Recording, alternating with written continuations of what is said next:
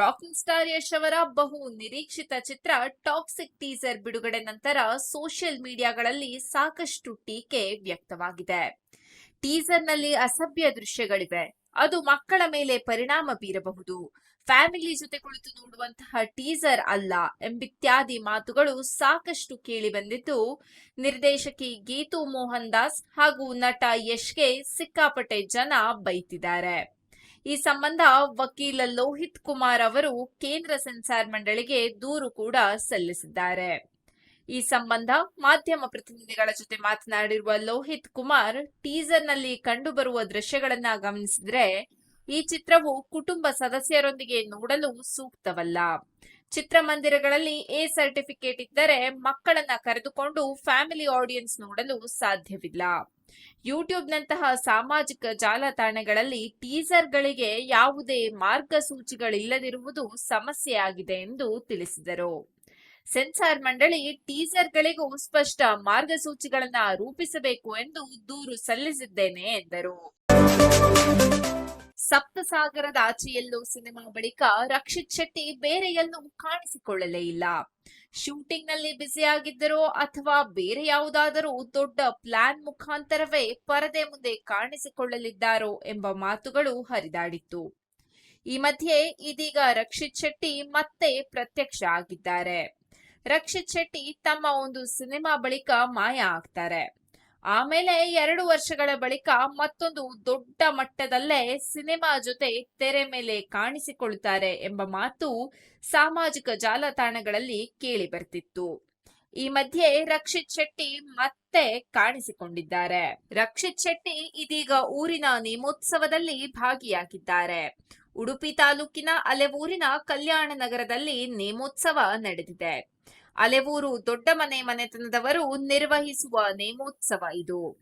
ಅಲೆವೂರು ದೊಡ್ಡಮನೆ ಕುಟುಂಬದ ಕುಡಿಯಾಗಿರುವ ರಕ್ಷಿತ್ ಶೆಟ್ಟಿ ಅವರು ವೈದ್ಯನಾಥ ಬಬ್ಬು ಸ್ವಾಮಿ ದೈವದ ನೇಮೋತ್ಸವದಲ್ಲಿ ಪಾಲ್ಗೊಂಡಿದ್ದಾರೆ. ಅದೆಷ್ಟೋ ದಿನಗಳ ನಂತರ ಇದೀಗ ರಕ್ಷಿತ್ ಶೆಟ್ಟಿ ಕಾಣಿಸಿಕೊಂಡ ಕಾರಣ ಫ್ಯಾನ್ಸ್ ಬಹಳ ಉತ್ಸುಕರಾಗಿದ್ದಾರೆ.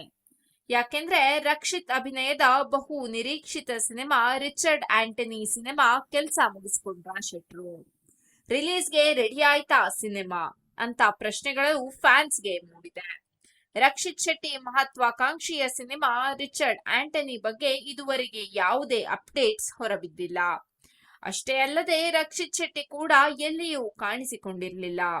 ಇದೀಗ ರಕ್ಷಿತ್ ಶೆಟ್ಟಿ ಕಾಣಿಸಿಕೊಂಡ ಕಾರಣ ಸಿನಿಮಾ ಮುಗಿಸಿ ದೈವದ ಆಶೀರ್ವಾದ ಪಡೆಯಲು ರಕ್ಷಿತ್ ಬಂದಿದ್ದಾರೆ ಎಂಬ ಮಾತುಗಳು ಕೇಳಿ ಬರ್ತಿವೆ. ವೈಲ್ಡ್ ಟೈಗರ್ ಸಫಾರಿ ಕನ್ನಡದಲ್ಲಿ ಮತ್ತೊಂದು ಸಿನಿಮಾ ರಿಲೀಸ್ಗೆ ಸಿದ್ಧವಾಗುತ್ತಿದ್ದು, ವಿಶೇಷ ಅಂದರೆ ಈ ಸಿನಿಮಾ ಕನ್ನಡದ ಜೊತೆಗೆ ಹಿಂದಿಯಲ್ಲೂ ರಿಲೀಸ್ ಆಗ್ತಿದೆ. ವಿಕೆ ಫಿಲ್ಮ್ ಬ್ಯಾನರ್ಸ್ ನಲ್ಲಿ ಸಿನಿಮಾ ಮೂಡಿ ಬಂದಿದ್ದು, ದುಬೈನಲ್ಲೇ ನೆಲೆಸಿರುವ ವಿನೋದ್ ಕುಮಾರ್ ಹಾಗೂ ಕಿಶೋರ್ ಕುಮಾರ್ ಮತ್ತು ಪ್ರಸನ್ನ ಕುಮಾರ್ ಗುರುದತ್ತ ಗಾಣಿಗ ನಿರ್ಮಾಣದ ಹೊಣೆ ಹೊತ್ತುಕೊಂಡಿದ್ದಾರೆ.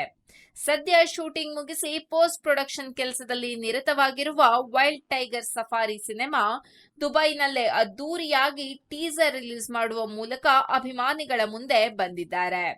ವೈಲ್ಡ್ ಟೈಗರ್ ಸಫಾರಿ ಸಿನಿಮಾದ ಟೀಸರ್ ದುಬೈನ ಸುಪ್ರಸಿದ್ಧ ಗ್ಲೋಬಲ್ ವಿಲೇಜ್ ನಲ್ಲಿ ರಿಲೀಸ್ ಮಾಡಲಾಗಿದೆ.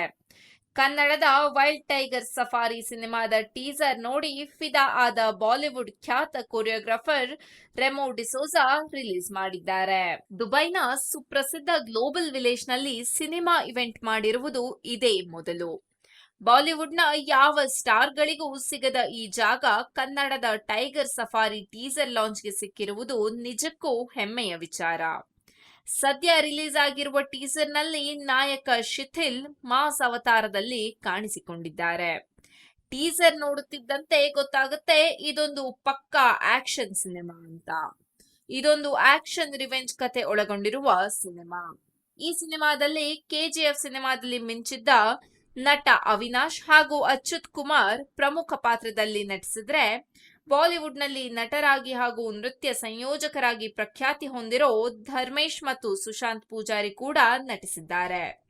ಇನ್ನೂ ವಿಶೇಷ ಅಂದ್ರೆ ಬಾಲಿವುಡ್ನ ಸೂಪರ್ ಹಿಟ್ ಎಬಿಸಿಡಿ ಸಿನಿಮಾದಲ್ಲಿ ನಟಿಸಿರುವ ಕೆಲವು ಕಲಾವಿದರು ಕೂಡ ಕನ್ನಡದ ಟೈಗರ್ ಸಫಾರಿಯಲ್ಲಿ ಮಿಂಚಿದ್ದಾರೆ. ಬಿಗ್ ಬಾಸ್ ಸೀಸನ್ 12ರಲ್ಲಿ ವೈಲ್ಡ್ ಕಾರ್ಡ್ ಎಂಟ್ರಿ ಪಡೆದುಕೊಂಡು ಸದ್ದು ಮಾಡಿದ್ದ ಸೂರಜ್ ಸಿಂಗ್ ಅವರಿಗೆ ಬಂಪರ್ ಆಫರ್ ಸಿಕ್ಕಿದ್ದು ನಟನೆಗೆ ಪಾದಾರ್ಪಣೆ ಮಾಡುತ್ತಿದ್ದಾರೆ. ಬಿಗ್ ಬಾಸ್ ಕನ್ನಡ ಸೀಸನ್ 12ಕ್ಕೆ ವೈಲ್ಡ್ ಕಾರ್ಡ್ ಎಂಟ್ರಿಯಲ್ಲಿ ಕಾಲಿಟ್ಟಿದ್ದ ಸೂರಜ್ ಸಿಂಗ್ 2 ವಾರದ ಹಿಂದೆ ಮಿಡ್ ವೀಕ್ ಎಲಿಮಿನೇಷನ್ ನಲ್ಲಿ ಮನೆಯಿಂದ ಹೊರಬಂದರು. ಇದಕ್ಕೆ ಸಾಕಷ್ಟು ಆಕ್ಷೇಪಗಳು ವ್ಯಕ್ತವಾಗಿದ್ದವು. ಒಳ್ಳೆಯ ಸ್ಪರ್ಧೆಯಾಗಿದ್ದ ಸೂರಜ್ ಮನೆಯೊಳಗೆ ರಾಶಿಕಾ ಸಹವಾಸ ಮಾಡಬಾರದಿತ್ತು ಎಂಬ ಮಾತುಗಳು ಕೇಳಿಬಂದಿದ್ದವು. ಈ ಎಲ್ಲದರ ನಡುವೆ ಸೂರಜ್ ಸಿಂಗ್ ಅವರಿಗೆ ಕಲರ್ಸ್ ಕನ್ನಡ ವಾಹಿನಿ ಭರ್ಜರಿ ಅವಕಾಶವೊಂದನ್ನ ಕೊಟ್ಟಿದೆ. ಕಲರ್ಸ್ ಕನ್ನಡ ವಾಹಿನಿಯಲ್ಲಿ ಆರಂಭವಾಗುತ್ತಿರುವ ಪವಿತ್ರ ಬಂಧನ ಸೀರಿಯಲ್ನಲ್ಲಿ ಸೂರಜ್ ಸಿಂಗ್ ನಾಯಕ ನಟನಾಗಿ ನಟಿಸುತ್ತಿದ್ದಾರೆ. ಈ ಮೂಲಕ ನಟನೆಯ ಲೋಕಕ್ಕೆ ಅವರು ಪಾದಾರ್ಪಣೆಯನ್ನ ಮಾಡ್ತಿದ್ದಾರೆ. ಇದು ಅಣ್ಣ ತಮ್ಮನ ಮಧ್ಯೆಯ ಬಾಂಧವ್ಯದ ಕಥೆಯಾಗಿದ್ದು, ನಾಯಕಿಯಾಗಿ ಅಮೂಲ್ಯ ಭಾರದ್ವಾಜ್ ನಟಿಸಿದ್ದಾರೆ. ದೇವದತ್ ದೇಶ್ಮುಖ್ ಆಗಿ ಸೂರಜ್ ಸಿಂಗ್ ಅವರು ಈ ಧಾರಾವಾಹಿಯಲ್ಲಿ ನಟಿಸುತ್ತಿದ್ದಾರೆ. ಇತ್ತೀಚೆಗೆ ಬಿಡುಗಡೆಯಾದ ಮಾ ಇಂಟಿ ಬಂಗಾರಂ ಚಿತ್ರದ ಟೀಸರ್ ನಟಿ ಸಮಂತಾ ರುತ್ಪ್ರಭು ಅವರ ಆಕ್ಷನ್ ಪ್ಯಾಕ್ಡ್ ಪಾತ್ರದಿಂದ ಅಭಿಮಾನಿಗಳ ಉತ್ಸಾಹವನ್ನ ಕೆರಳಿಸಿದೆ. ಕನ್ನಡದ ನಟ ದಿಗಂತ್ ಮಂಚಾಲೆ ಸಮಂತಾ ಅವರ ಪತಿಯಾಗಿ ಪ್ರಮುಖ ಪಾತ್ರದಲ್ಲಿ ನಟಿಸಿದ್ದಾರೆ. ದಿಗಂತ್ ಅವರ ನಟನೆಗೆ ಅಭಿಮಾನಿಗಳು ಫಿದಾ ಆಗಿದ್ದಾರೆ. ದಿಗಂತ್ ಅವರ ವೃತ್ತಿ ಜೀವನದ ಆರಂಭದಲ್ಲಿ 2008ರಲ್ಲಿ ತೆಲುಗು ಚಿತ್ರ ವಾನದಲ್ಲಿ ನಟಿಸಿದ್ದ ಅವರು ಇದೀಗ ಮಾ ಇಂಟಿ ಬಂಗಾರಂ ಮೂಲಕ ಮತ್ತೆ ಟಾಲಿವುಡ್ಗೆ ಎಂಟ್ರಿ ಕೊಟ್ಟಿದ್ದಾರೆ. ಟೀಸರ್ನಲ್ಲಿ ದಿಗಂತ್ ಅವರು ಶಾಂತ ರೀತಿಯಿಂದ ಕೂಡಿದ ಪಾತ್ರದಲ್ಲಿ ಕಾಣಿಸಿಕೊಂಡಿದ್ದು, ಅವರ ಪಾತ್ರದ ಬಗ್ಗೆ ಹೆಚ್ಚಿನ ವಿವರಗಳನ್ನ ರಹಸ್ಯವಾಗಿಟ್ಟಿದ್ದರೂ ಅವರ ಪಾತ್ರವು ವಿಶಿಷ್ಟ ಪೋಷಕ ಪಾತ್ರಕ್ಕಿಂತ ಹೆಚ್ಚಿನ ಆಳವನ್ನ ಹೊಂದಿರಬಹುದು ಎಂದು ಸೂಚಿಸುತ್ತದೆ. ಕನ್ನಡ ಚಿತ್ರರಂಗದಲ್ಲಿ ಸಾಮಾನ್ಯವಾಗಿ ಲವರ್ ಬಾಯ್ ಪಾತ್ರಗಳಲ್ಲಿಯೇ ಹೆಚ್ಚು ಕಾಣಿಸಿಕೊಂಡಿದ್ದ ದಿಗಂತ್ ಇದೀಗ ಹೊಸ ಪಾತ್ರದಲ್ಲಿ ಕಾಣಿಸಿಕೊಳ್ಳುತ್ತಿದ್ದಾರೆ. ರಾಜ್ ನಿಡಿಮೂರು, ಸಮಂತಾ ರುತ್ಪ್ರಭು ಮತ್ತು ಹಿಮಾಂಗ್ ದೂವೂರು ನಿರ್ಮಿಸಿದ ಮಾ ಇಂಟಿ ಬಂಗಾರಂ ಚಿತ್ರದಲ್ಲಿ ಸಮಂತಾ ಮುಖ್ಯ ಪಾತ್ರದಲ್ಲಿ ನಟಿಸಿದ್ದು, ಓ ಬೇಬಿ ಚಿತ್ರದ ನಿರ್ದೇಶಕಿ ನಂದಿನಿ ರೆಡ್ಡಿ ಜೊತೆ ಮತ್ತೆ ಒಂದಾಗಿದ್ದಾರೆ. ಗುಲ್ಶನ್ ದೇವಯ್ಯ ಕೂಡ ಈ ಚಿತ್ರದಲ್ಲಿ ಪ್ರಮುಖ ಪಾತ್ರದಲ್ಲಿ ನಟಿಸಿದ್ದಾರೆ.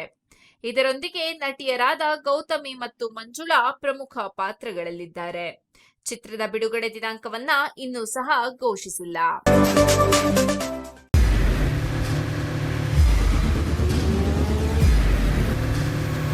ಪ್ರಜಾಮಾರ್ಗ ನ್ಯೂಸ್, ಇದು ಜನಸಾಮಾನ್ಯರ ಧ್ವನಿ. ನಮಸ್ಕಾರ. ನೀವು ನೋಡ್ತಾ ಇದ್ದೀರಾ ಪ್ರಜಾಮಾರ್ಗ ನ್ಯೂಸ್. ರಾಷ್ಟ್ರದ ರಾಜ್ಯದ ರಾಜಕೀಯದ ಬಗ್ಗೆ ಹೆಚ್ಚಿನ ಸಿನಿಮಾ ಅಪ್ಡೇಟ್ಗಳಿಗಾಗಿ ಫಸ್ಟ್ ಲೈಕ್ ಮಾಡಿ, ಸಬ್ಸ್ಕ್ರೈಬ್ ಆಗಿ, ಹಾಗೆ ಫಾಲೋ ಕೂಡ ಮಾಡಬೇಕು.